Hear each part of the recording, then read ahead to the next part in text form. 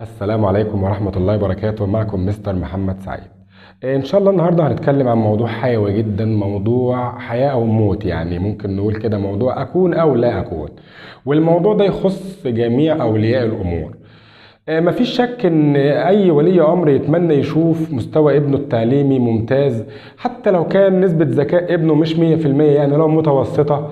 أي ولي أمر يتمنى يشوف مستوى ابنه التعليمي ممتاز، ويتمنى يشوف مستوى ابنه أعلى من مستوى المناهج اللي هو بيدرسها، خصوصا إن المناهج الجديدة اللي نازلة فيها كم هائل جدا من المعلومات. وعشان اوصل ابني لمستوى زي المستوى ده، ان هو يبقى مستواه اعلى من مستوى المناهج، لازم يكون ابني متأسس صح. يعني ايه متأسس صح؟ في عندنا في كل مادة قواعد ثابتة وأساسات اللغة بالكامل بتبقى مبنية عليها. ما ينفعش ابني يكون ضعيف في القواعد والأساسات دي. زي مثلا هنشبه تشبيه بسيط كده، زي ما أكون مثلا ببني عمارة. لو القواعد بتاعت العمارة دي قوية وثابتة وجامدة، أنا هقدر أطلع بالعمارة ديت من 10 ل 15 ل 20 دور. ولو الاساسات بتاعت العماره دي ضعيفه، لو الاساسات دي ضعيفه كبيري خالص، دور او اتنين وما اقدرش اكمل اكتر من كده، لان لو بنيت كمان دور المبنى كله هينهار. ولذلك تيجي تلاقي مثلا تقول يا مستر والله ده انا ابني كان مستواه ممتاز جدا في سنه اولى وتانيه، مش عارفه ايه اللي حصل له في سنه تالته او في رابعه، ما عادش بيفهم حاجه خالص. طبعا السبب الاساسي ان هو مش متاسس صح. وعشان كده ان شاء الله هنتكلم النهاردة عن الاساسات ديت في كل مادة، ازاي اني اعرف اسس ابني في المادة، بحيث ان هو لما يجي يخش في السنة الجديدة يقدر يستوعب المناهج. واهم حاجة في الموضوع ده واللي مشتركة في تأسيس جميع المواد، هي ان انا ما اديش ابني المعلومة متجزأة. والكلام ده طبعا يخص المدرسين اكتر ما يخص اولياء الامور. يعني ايه ما اديش ابني المعلومه متجزاه؟ يعني مثلا عندي في اللغه العربيه بيبقى عنده القاعده جايه مثلا في الكتاب في اول درس، مثلا جايبه ضمائر الغائب المفرد المذكر والمؤنث، هو وهي. ما ينفعش اديله هو وهي لوحدهم كده، لازم اكمل القاعدة كلها. يعني لازم اشرح معاها هما، تمام، وهما وهم وهن. لازم اشرح القاعدة كاملة، ده اساس ومهم جدا، اني ما اديش هو وهي لوحدهم بعد كده يجي ياخد هما او هم وهن. لا، اشرح القاعدة كاملة. يجي لي مثلا بعد كده اسماء الاشاره، او يجي له هو اسماء الاشاره في الكتاب، ما اديلهوش هذا وهذه برضو اللي هم بتوع المفرد المذكر والمفرد المؤنث. طب يا مستر امال اعمل ايه؟ لا، اكمل له القاعده كلها، هذا وهذه وهذان، تمام، وهاتان وهؤلاء. طبعا هؤلاء بتشتغل مع المذكر جمع المذكر وجمع المؤنث. طيب، وبيجي لي برضو مثلا كمان ضمائر المخاطب زي انت وانتي. طبعا غلطة كبيرة جدا ان انا اشرح انت وانتي بس، لازم اكمل القاعدة انت وانتي واشرح معاها انتما وانتما وانتم وانتن، عشان لما يجي لي بعد كده انتم وانتن برضو اشرح انت وانت وانتما وانتم وانتن، المعلومه كده تثبت معاه وما يجدش صعوبه في ان هو يفهمها. طيب يا مستر، في ناس هتقول يا مستر طيب هو لما اديله هو وهي وهما وهم وهم وهن كده هيبقى عليه. تعالوا بصوا كده، في حاجه مشتركه في جميع الضمائر، اللي هي ضمائر المتكلم وضمائر الغائب وضمائر واسماء الاشاره والاسماء الموصوله. ايه هي الحاجه المشتركه دي؟ انها متجسمه على الاسم المفرد المذكر والمفرد المؤنث، تمام، ضمائر خاصه بالاسم المفرد المذكر وخاصه بالاسم المفرد المؤنث، وضمائر خاصه بالمثنى المذكر والمثنى المؤنث، تمام، والجمع المذكر والجمع المؤنث. الضمائر متجسمة على الاسم من حيث الافراد والتثنية والجمع. طيب يا مستر انا دلوقتي بص كده عندي هنا كده انا عندي ايه اللي مشترك في كل دول؟ ان كلهم متقسمين على الاسم. المفرد المذكر ياخد هذا، والمفرد المؤنث هذه، والمثنى المذكر هذان هاتان هؤلاء هؤلاء، هو وهي وهما وهما وهم وهن، انت انت انتما انتما انتم انتن. طيب ما في دي كده يبقى هنا في قاعده ثابته واساسيه لازم افهمها له الاول قبل ما ادخل واديله اي ضمائر. ايه هي القاعده دي؟ افهمه الاول يعني ايه اسم مفرد مذكر، وازاي بخليه مؤنث، وازاي بخليه مثنى مذكر، وازاي بخليه مثنى مؤنث، وازاي بخليه جمع مذكر وجمع مؤنث. وطبعا عندنا حاجه اسمها جمع تكسير، في منه عاقل وفي منه غير عاقل، في من جمع التكسير عاقل وغير عاقل. انا لو ثبت القاعده الاساسيه دي اللي هي انواع الاسم من حيث الافراد والتثنيه والجمع، افهمه الاول ان دي كلمه مثلا معلم، والمؤنث منها بزود لها تاء مربوطه مثلا اللي هي معلمه، والمثنى من معلم معلمان بزود لها الف ونون، والمثنى من معلمة معلمتان بزود لها تاء وألف ونون، أو بفتح التاء وزود لها ألف ونون. والمذكر السالم بزود لها واو ونون لكلمة معلم تبقى معلمون، والمؤنث السالم بزود لها ألف وتاء تبقى معلمات. هنا كده أنا أفهمه الأول معلم معلمة معلمان معلمتان معلمون معلمات، وافهمه برضه تلميذ وتلميذة وتلميذان وتلميذتان وتلاميذ. نبص نلاقي كلمة تلاميذ دي جمع تكسير عاقل، بتاخد برضو ضمائر الجمع المذكر هم وهؤلاء وايه وانتم. طب وهنا تلميذات دي جمع ايه مؤنث، وافهمه برضو ان انا عندي مثلا كلمة قط مفرد مذكر عايز اخليها مؤنث تبقى قطة، طب عايز اخليها مثنى قطان. الاول قبل ما اشرح له الضمائر واسماء الاشاره اعرفه ازاي يحول الاسم من مفرد لمثنى لجمع ومفرد مذكر ومفرد مؤنث. وهنا قطتان. طيب كلمة قطط ديت افهمه انها جمع تكسير غير عاقل وبتاخد ضمائر المفرد المؤنث، يعني هي قطط وهذه قطط وأنتِ قطط والقطط التي. ولما برجع عليها اي ضمير برضو برجع الضمير على المفرد المؤنث.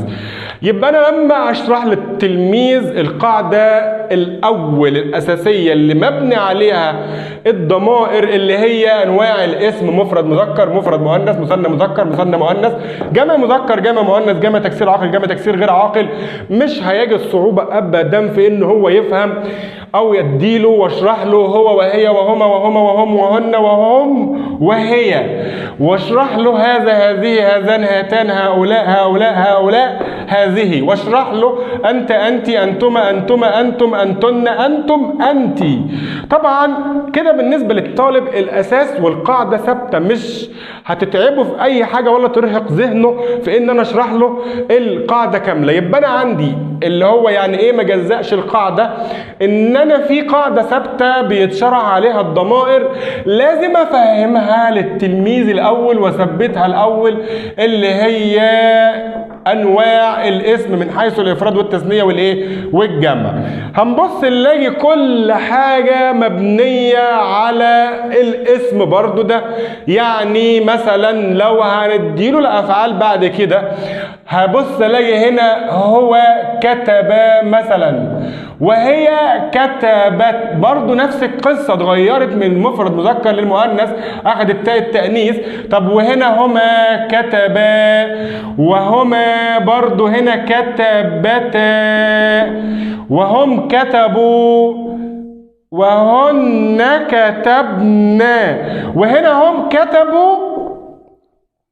وهنا ده مثلا لو هياخد فعل يبقى كتبت تمام، او قرأت او لعبت، بتاخد المفرد المؤنث. يبقى انا عندي القاعدة الاساسية في اللغة العربية اللي هبني عليها كل بجيت كل القواعد، ان انا افهمه الاول ايه هو الاسم المفرد المذكر، وازاي احوله لمؤنث، وازاي اخليه مثنى، وازاي اخليه ايه جمع. نفس الكلام في اللغة الانجليزية. يعني انا عندي في اللغه الانجليزيه لما اجي اسال واحد عن مثلا طالب، سواء طالب ثانوي او طالب خريج جامعه، واقول له مثلا عايز اسال مثلا واقول كيف حالك، الرد بيبقى مباشر وسريع، هاو ار يو. طيب طبعا هو سؤاله مظبوط، هاو ار يو يعني كيف حالك. طيب الصدمه والمفاجاه لو سالته وقلت له عايز اسال واقول كيف حال احمد، الاجابه الصادمه هاو ار يو احمد. الله، انت متاكد من الكلام ده؟ يا مستر، هي هاو ار يو يعني كيف حالك، هاو ار يو احمد يعني كيف حال احمد. طب عايز اقول كيف حالي، صرصور الحقل يشتغل في دماغه. ازاي الكلام ده؟ يعني انت ما انتش حافظ غير هاو ار يو خلاص، ما تعرفش ان في عندنا حاجه اسمها، طبعا هاو ار يو احمد دي غلط، دي معناها كيف حالك يا احمد، انما كيف حال احمد اسمها هاو از احمد، كيف حال احمد. بغير الفاعل من أنت، كيف حالك أنت، إلى أحمد، إذا بغير الفعل المساعد. وبرضو عندنا حاجة اسمها كيف حالها، هاو إز شي أو هاو إز مثلا ندى، وعايز أقول مثلا إيه البابي بتاعك عامل إيه، هاو إز إت، كيف حال لغير العاقل، ايه الحصان عامل ايه، الكلب عامل ايه، القطه عامله ايه، هاو از ات. تمام. وفي عندي كيف حالهم، هاو ار ذي يعني هم عاملين ايه. طبعا هو بيتفاجئ، يعني انا عايز اقول كيف حال احمد، هاو از احمد بس، بس. طيب ده بيرجع لايه؟ ان هو دارس القاعده متجزأه، هاو ار يو بس خلاص. طيب ازاي يا مستر؟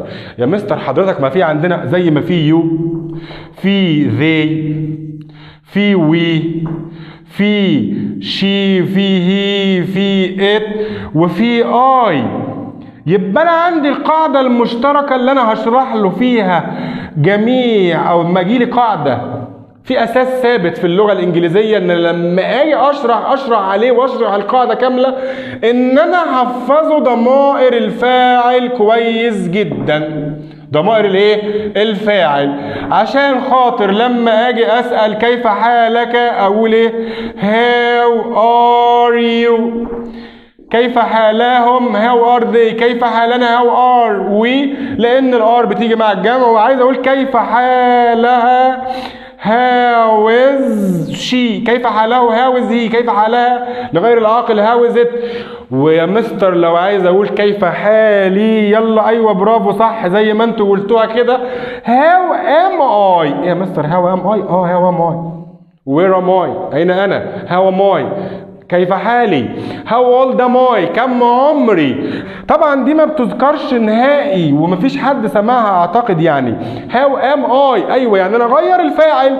كل اللي مطلوب مني عشان اغير السؤال، هاو ار يو كيف حالك، هاو ار ذي كيف حالهم، هاو ار وي كيف حالنا، هاو از شي كيف حالها، هاو از هي كيف حاله، هاو از شي كيف حالها، هاو از هي كيف حاله، وديت كيف حاله او كيف حالها، ودي كيف حالي. يعني اللي بتغير الضمير. يبقى انا عندي الضمائر اساسيه وثابته في اللغه الانجليزيه. عشان اشرح القاعده كامله لازم الطالب يكون حافظ الضمائر وفاهم تاويلها، او الضمائر دي بتعود على مين. تمام. كذلك الحال في الرياضيات. يعني انا عندي مثلا في الرياضيات لما اجي ادي لتلميذ 2 زائد 3 بيساوي 5، طبعا كده كارثه. كارثه ازاي يا مستر؟ طب ما 2 لا، ما اديلهوش القاعده متجزأه كده. اقول له 3 زائد 2 برضه بتساوي 5، واقول له 5 ناقص 2 بتساوي 3، و5 ناقص 3 بتساوي 2. طب اما اديله 2 في 3 بتساوي 6. غلط، ادي القاعده دي كده لوحدها بس، لا لازم اكمل معاها 3 في 2 بتساوي 6، واكمل برضو 6 على 3 بتساوي 2 و6 على 2 بتساوي 3 اللي هو بيقولوا عليه مثلث الحقائق. يعني انا في الجمع اشوف 2 و3 على طول 5، في الطرح اشوف 2 و3 برضو على طول 5، في الضرب اشوف 2 و3 على طول العدد الثالث 6.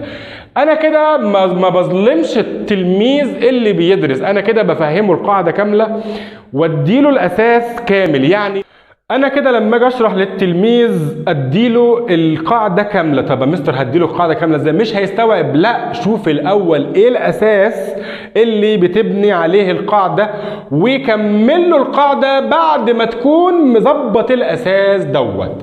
تمام كده؟ هنتكلم ان شاء الله بالتفصيل. احنا كده اتكلمنا عموما يعني ان اول قاعده واهم قاعده عشان خاطر اسس الطالب او التلميذ صح، ان انا ما اجزألوش القاعده، لازم اديها له كامله. طب اديها له كامله ازاي؟ اشوف ايه القاعده دي مبنيه على ايه زي ما قلنا كده. وهنتكلم برضو عشان خاطر الناس تستفيد من الكلام وما يبقاش الكلام مرسل كده ما حدش فاهم منه حاجه على الايه، على المشاع. يعني هنشوف ايه هي او ازاي اسس ابني في اللغه العربيه. عشان اسس ابني كويس في اللغه العربيه لازم اول حاجه احسن له الخط. تمام؟ وتاني حاجة لازم أسسها لابني في اللغة العربية إني أعلمه القراءة والإملاء. احنا كده بنتكلم عن ايه هي الخطوات اللي انا هأسس ابني عليها وابنيه عليها بحيث ان هو يبقى مستواه اعلى من مستوى المناهج اللي بيدرسها. لازم يكون خطه كويس وهنتكلم عليها بالتفصيل في الفيديو اللي جاي، لان الخط مش موهبة، الخط ده قاعدة او قانون بتلتزم بيه بحيث ان خطك يبقى بيقرأ. تمام؟ مش موهبه ما خط ابني وحش لا ده صعب، لا، الموضوع كله ان شاء الله بيخلص في ربع ساعه. بالنسبه للخط لازم يكون خطه كويس عشان الحاجه اللي يكتبها يعرف يقراها. تاني حاجه لازم يكون بيقرا كويس وبيعرف يتملى عشان يعرف يذاكر لوحده، عشان لما يبقى في دماغه اجابه على سؤال يعرف يعبر عنها ويكتبها. تالت حاجه لازم اسسها في اللغه العربيه افهم ابني ايه هي اقسام الكلام. يعني اعرفه يعني ايه اسم ويعني ايه فعل ويعني ايه حرف، وديت اهم حاجة لان دي بينبني عليها كل اللغة.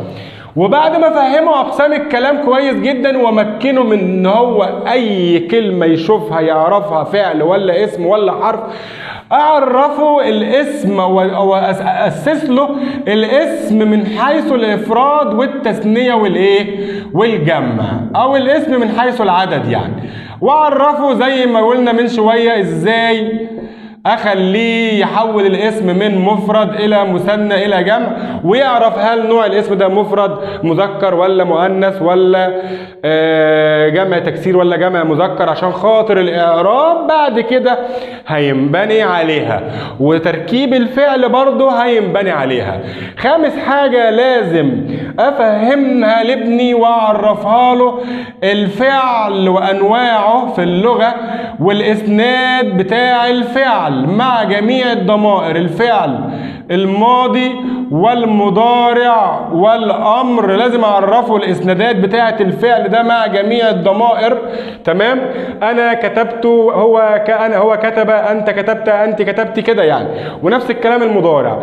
واخر حاجه اعرفه ازاي يميز الجمله الاسميه من الفعليه، او يميز نوع الجمله، يميز الجمله الاسميه والفعليه.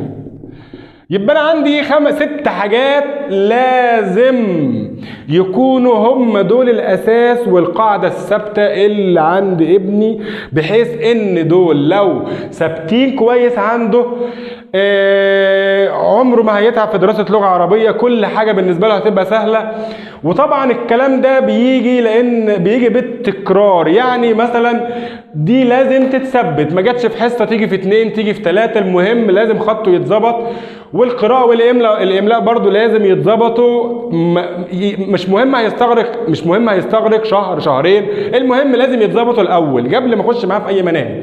وأقسام الكلام نفس الكلام والاسم، لأن بصراحة اللغة العربية يعني حال اللغة العربية يحزن. لما تشوف مدرس لغة عربية بينصب الفاعل ويرفع المفعول ويجر الحال ويرفع المضاف إليه، طبعا دي كارثة. ده كده مفيش اساس، يعني الموضوع مش فاهم، يعني مدرس لغة عربية ازاي والمواضيع دي بايظة عندك؟ لا، ده اساس اللغة، لان انا لو ما فهمتش مين الفاعل ومين المفعول الكلام هيتلخبط كله، هيبوظ.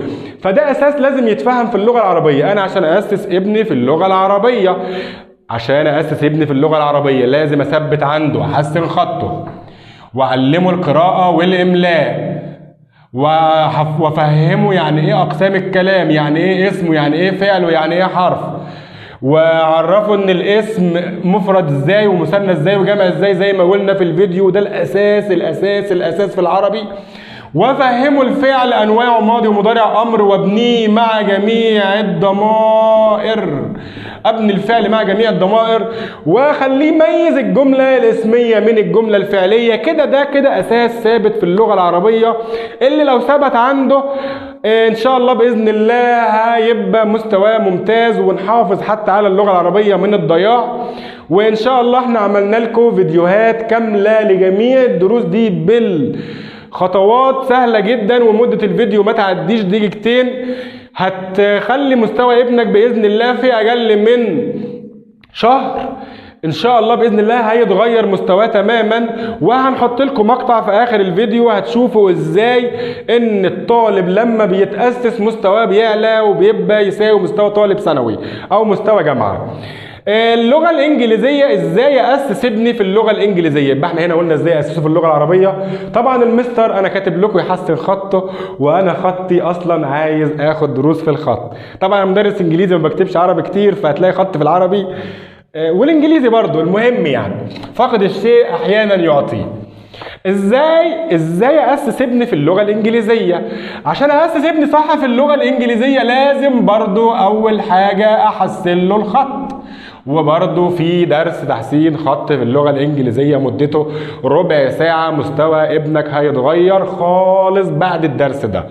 طيب تاني درس اعرفه ازاي يقرأ ويحاول يتملى اي كلمة تملى عليه، بحيث ان هو يذاكر لوحده برضه ويعرف يعبر عن الاجابة ويكتب الاجابة.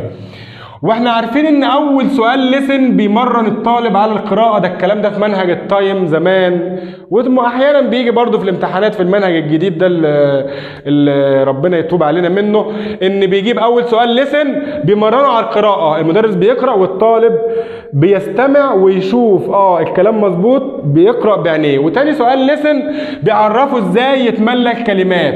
المدرس بيقرأ الكلمة والطالب بيحطها ويملاها ويكتبها في الفراغ. تالت حاجة أسس ابني عليها في اللغة الإنجليزية يحفظ الضمائر، خاصة ضمائر الفاعل كويس جدا جدا جدا، لأن زي ما قلنا في المثال اللي فات إن هو بيقول هاو ار يو كيف حالك، وهاو ار يو أحمد كيف حال أحمد، وهاو ار يو مي كيف حالي. كارثة طبعا، لأن هو مش عارف يعني إيه ضمائر ومش فاهم يعني إيه ضمائر. رابع حاجة عشان أسس ابني في اللغة الإنجليزية إن أعرفه أنواع الجمل، وأعرفه إزاي يحول أنواع الجمل في اللغة الإنجليزية، وأعرفه إزاي يحول الجملة. طبعا عندنا أنواع الجمل خبرية واستفهامية وأمرية، أهم نوعين الخبرية والاستفهامية. تمام، خبرية واستفهامية. الخبرية بتبقى مثبتة ومنفية، والاستفهامية بتبقى سؤال بهل وسؤال بكلمة استفهام. كل اللي مطلوب مني اعرفه يعني ايه جملة خبرية، طبعا اللي هي الاجابة، والجملة الاستفهامية اللي هي السؤال، وازاي يجاوب. ودي اهم حاجة بعد الضمائر اعرفه ازاي يجاوب على السؤال بهل، ازاي يتعرف على السؤال بهل ويجاوب عليه، وازاي يتعرف على السؤال بأداة استفهام ويجاوب عليه. وعملنا لكم مذكرة برضو بسيطة كده مترتب فيها الخطوات دي كده بالترتيب، بحيث ان انا يبقى عنده قاعدة ثابتة في اللغة اللي بينبني عليها جميع اللغة بعد كده، اللي هي الضمائر والاثبات والنفي والسؤال بهل والسؤال بكلمة استفهام. لو واحد جاب لي يونت في اي كتاب من اول اولى ابتدائي لغايه ثالثه ثانوي، هات لي يونت واحد مش مكتوب فيه اثبات ونفي وسؤال بهل وسؤال بأداة استفهام، هديك 1000 جنيه. مفيش يونت واحد في اي كتاب مش موجود فيه الاربع كلمات دول: اثبات نفي سؤال بهل وسؤال بكلمه استفهام، وازاي اجاوب على السؤال بهل وازاي اجاوب على السؤال بكلمه استفهام. ده كده بالنسبة لتأسيس اللغة الإنجليزية. طبعا عشان خاطر ربنا يعني هو صاحب الفضل والمنة، عشان خاطر الناس تستفيد فعلا من الكلام ده، إن شاء الله احنا عملنا فيديوهات لكل الدروس ديت، وعملنا مذكرة كده صغيرة بسيطة جدا وسهلة، انت كولي أمر ممكن تذاكرها مع ابنك من غير ما تحتاج مساعدة من مدرس، وماشية بالخطوات دي كده بالترتيب، بحيث ان هو يبقى عنده قاعدة لغوية يبني عليها المناهج بعد كده. وان شاء الله نتمنى يكون الكلام بتاع النهارده افادكم، وما تنسوش تعملوا شير للفيديو عشان الناس تستفيد، والفضل كله يرجع لله طبعا، وما بكم من نعمة فمن الله. بسم الله الرحمن الرحيم. يلا يا نور يا قمر، انا جايب هنا جملة فيها اسم إشارة وضمير غائب واسم مفرد مذكر واسم موصول وفعل ماضي مفرد واسم مفرد وضمير متصل مفرد، عايز احولها الى مثنى. الجملة بتقول يلا: هذا هو الفلاح الذي زرع حقله. حوليها يلا يا نور يا جميلة الى مثنى. هقول يلا: هذان هما الفلاحان. بسرعة يلا: اللذان زرعا حقليهما. برافو عليكي. طب 3: هؤلاء بص للكاميرا جميل، هم الفلاحون الذين زرعوا حقولهم. برافو عليكي. طب خليها مفرد مؤنث: هذه هي الفلاحة التي زرعت حقلها. طب 2 يلا: هاتان هما الفلاحتان اللتان برافو عليكي زرعتا حقليهما. طب 3 يلا. برافو عليك. هؤلاء هن الفلاحات اللاتي برافو عليك. الله اكبر عليك. زرعنا حقل واحد حقل واحد ولا حقول؟ حقول كتيرة. حقولهن. طيب الجملة اللي بعدها: حال عند السؤال عن الحال ممكن استخدم verb to be وممكن استخدم verb to to do. يعني انا بسأل عن الحال، يعني بسأل الحال، يعني اسأل الحال. لما اسأل واحد عن صحته اقول له عامل ايه اخبارك، ازاي صحتك. ممكن استخدم verb to be اللي هو مين verb to be ده؟ يلا: am او او is او او are. وممكن استخدم verb to do اللي هو مين verb to do ده؟ اللي هو does او او do. بس لو استخدمت does او do لازم احط بعد الفعل feel. لازم احط بعد الفاعل feel. وطبعا كلمه الاستفهام اللي بسال بيها هي هاو. يبقى انا لما اجي اسال عن الحال بستخدم كلمه الاول؟ هاو. لما اجي اسال عن الحال بستخدم كلمه ممكن اجيب بعدها verb to be اللي هو am او is او are. وممكن اجيب بعدها verb to do اللي هو does او do. am او is او are بيجي وراهم الفاعل على طول، وdoes او do بيجي بعد الفعل feel. بيجي بعد الفعل feel. طيب اسال ازاي؟ لما اجي اسال واقول كيف حاله أقولها إزاي؟ وكيف حالها، وكيف حاله أو حالها لغير العاقل. كيف حاله وكيف حالها وكيف حاله أو حالها لغير العاقل. إحنا قلنا بستخدم بكلمة كيف اللي هي هاو. طب بعد هاو بستخدم الفعل المساعد مين؟